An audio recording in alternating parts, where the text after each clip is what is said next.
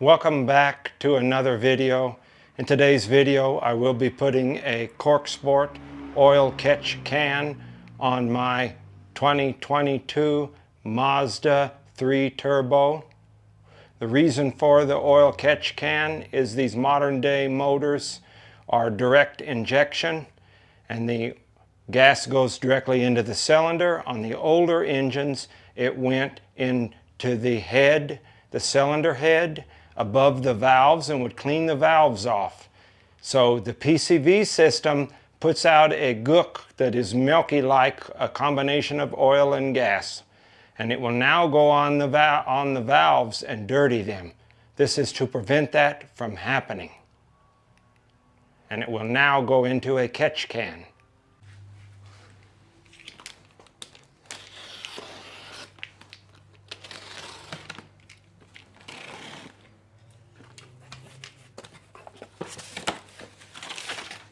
Looks like you get these 3 boxes here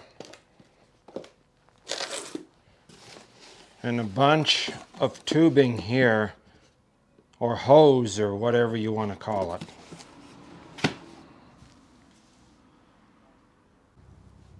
For this install you will need a jack and jack stands, a razor blade, silicone lubricant spray, wire cutters, small needle nose pliers, flathead screwdriver, 5/32 Allen wrench, 13mm deep dish socket, 12mm deep dish socket, 10mm deep dish socket, 8mm deep dish socket, and a 1/4 inch ratchet with extension. In the larger box will be the oil catch can. In the smaller box, looks like there's some paperwork here with some stickers, a QR code. Looks like some fittings here. I'm not sure what this blue thing is. Looks like that's how you turn it to release the fluid or something, maybe. With some tube here. Guess we'll figure that out later. Looks like there's some more tubing, some kind of bracket maybe in here. Yeah, the bracket is in there, along with some hardware kit here.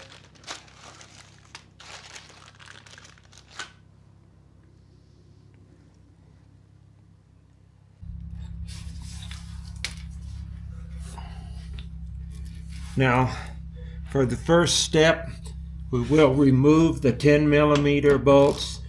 I think it said there was 8 or 9 of them. So looks like there was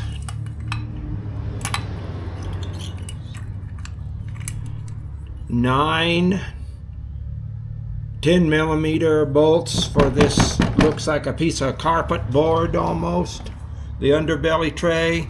Then you will use a smaller screwdriver than what I had shown in the tool video, because there is plastic clips under here that will need to be popped out. You probably need one of those pullers too to do it right. Okay, so I popped it up with the flathead screwdriver. Now I will just, they should have told you to use a plastic clip remover. That way you're not going to break these. Okay, so it appears there's 4 of these plastic clips and they're mostly on the corners here. You can tell they have a bigger hole opening on the piece of cardboard. Okay, so there was 4 of these push pins. I believe they are smaller than the other push pins for the back. And then if you have the factory front air dam / arrow, there's a couple bolts here that will have to come out that are on the lip of that. 2 center bolts. So looks like a total of 4. These are real small looking black ones. Looks like they have a Phillips screwdriver or a Japanese spec screwdriver head to them.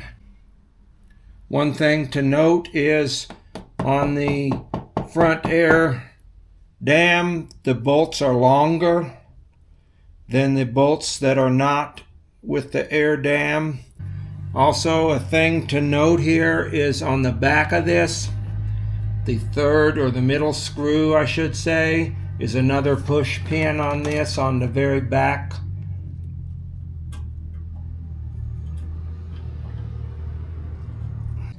Okay, this just pulls back because it sets underneath between the two little legs.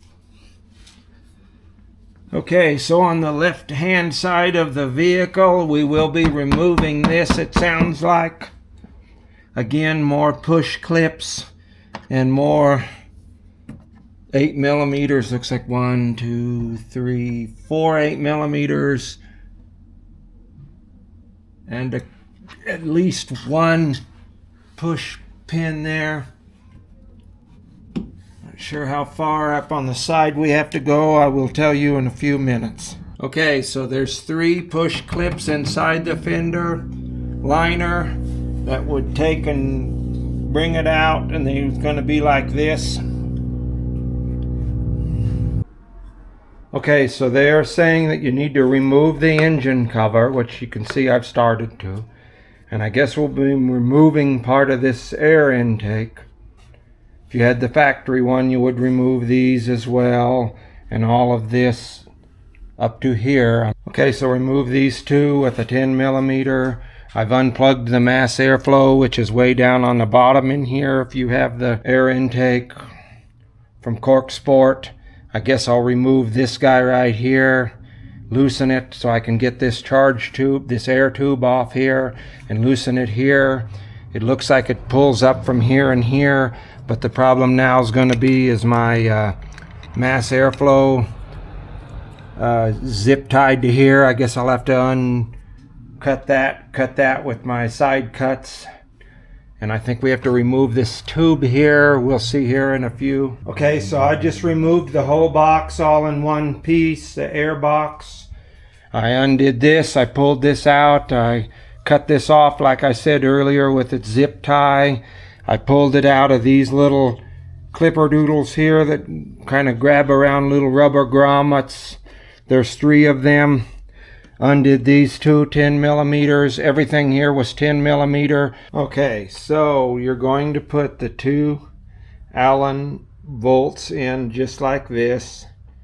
This has to set on here like this at an angle here. If you can see, I believe this is what they're saying in their instructions.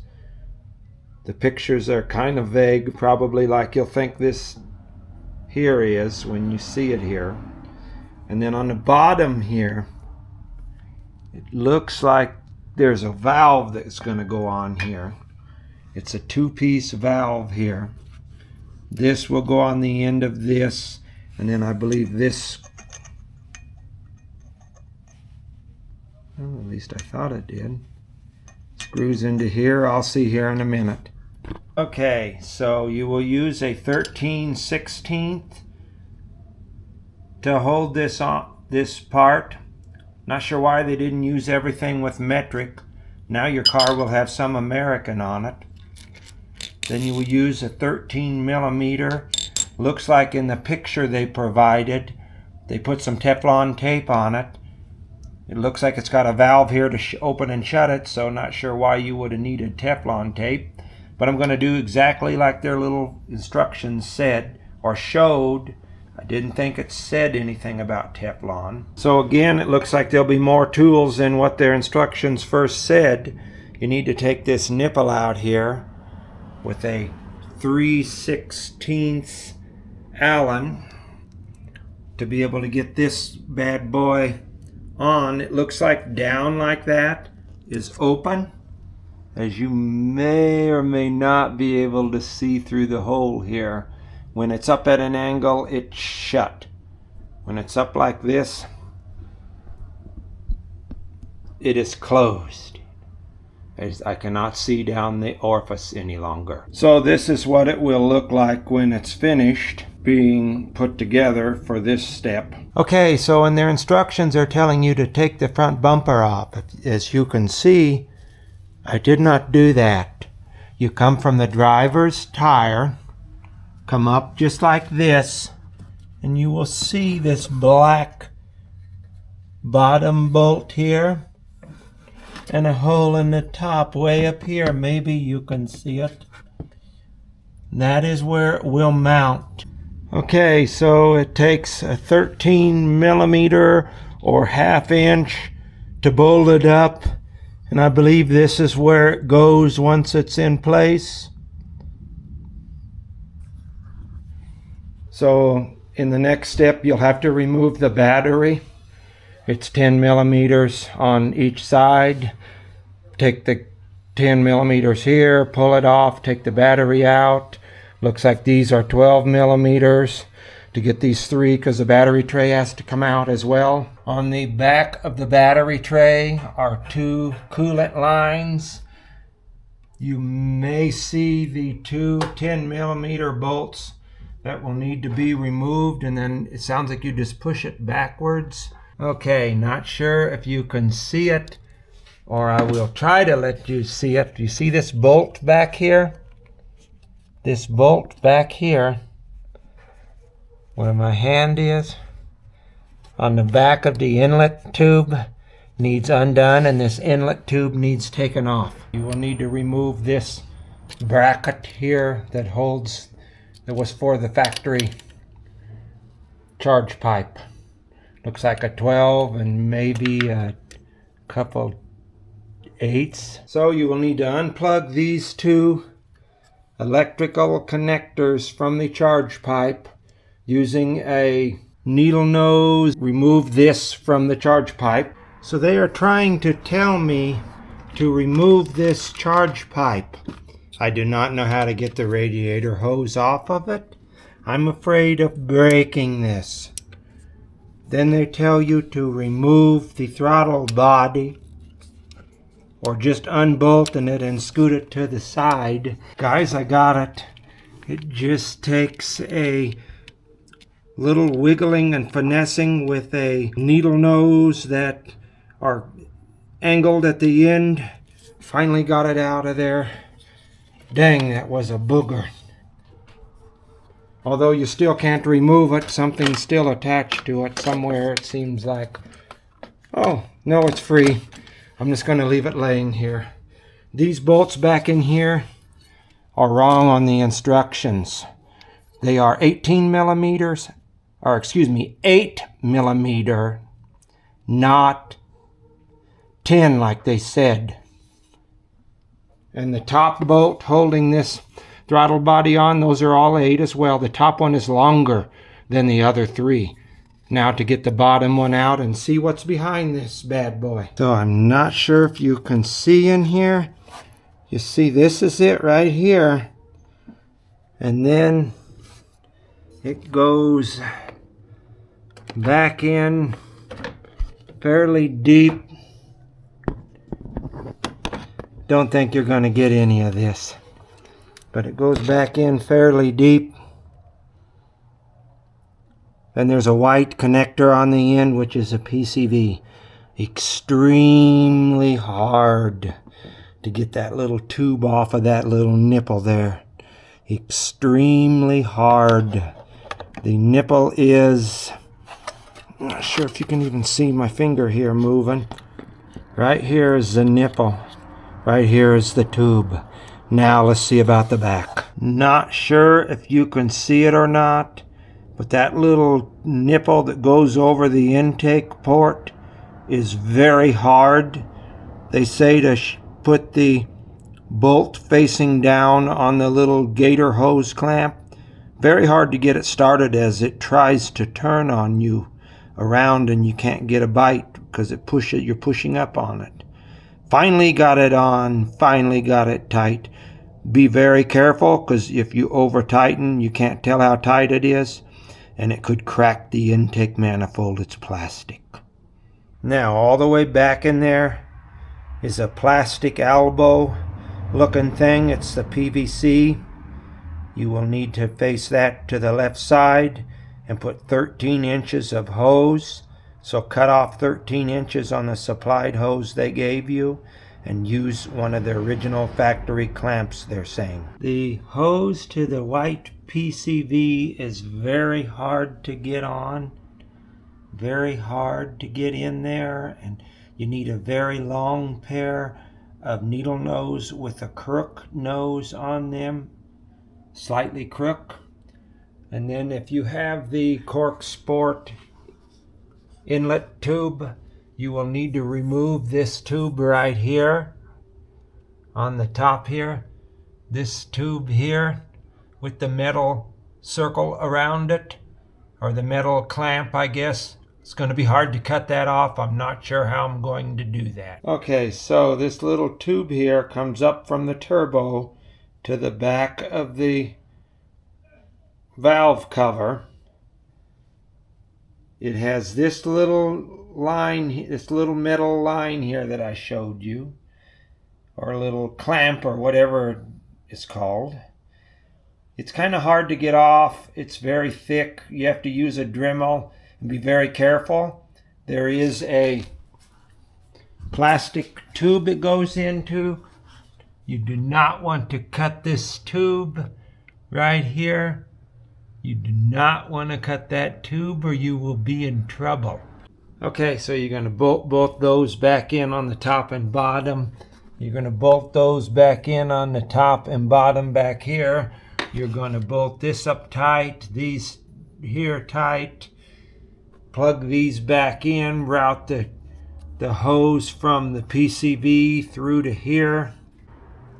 For the back side where the turbo is, you will use this coupler. The small end goes to the turbo, the nipple goes up, this goes up. I think it goes like this. I'm going to see, or it may go like this. I will let you know here in a few minutes.